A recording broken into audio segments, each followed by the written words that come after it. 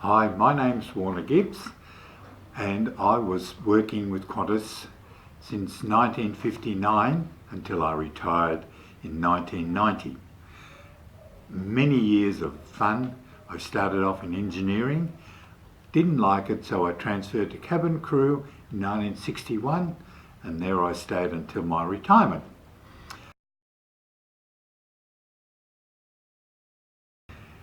The next trip I did was to Norfolk Island on the DC-4 again, and that was interesting because we had passengers on board.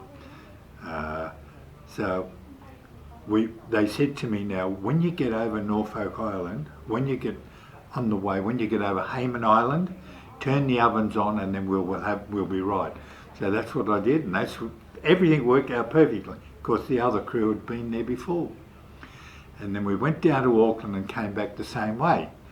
And when we landed in Norfolk on the way back, the rains came and closed in, and there we stayed for another 2 days with the same gear that I'd worn over for a one-day trip.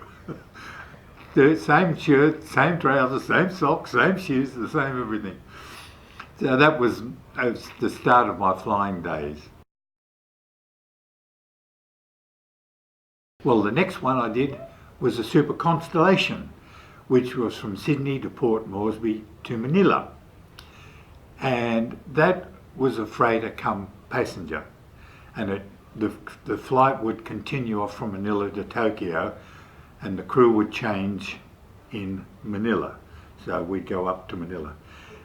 And that was very interesting because when we went to land in Port Moresby, we'd take off again, and I thought, oh, that's strange.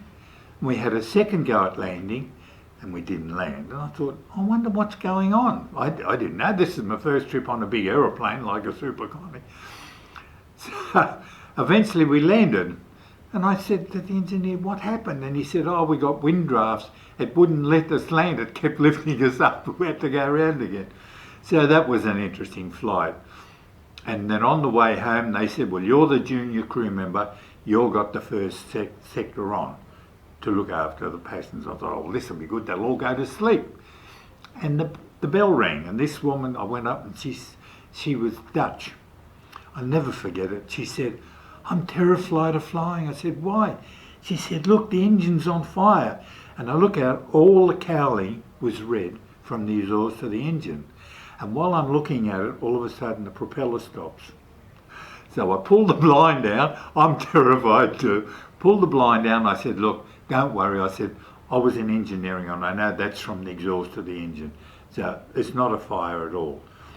So I slowly whip up to the flight deck and I said, the engine stopped. And they said, yeah, we've done a spark plug. We've had to switch it off.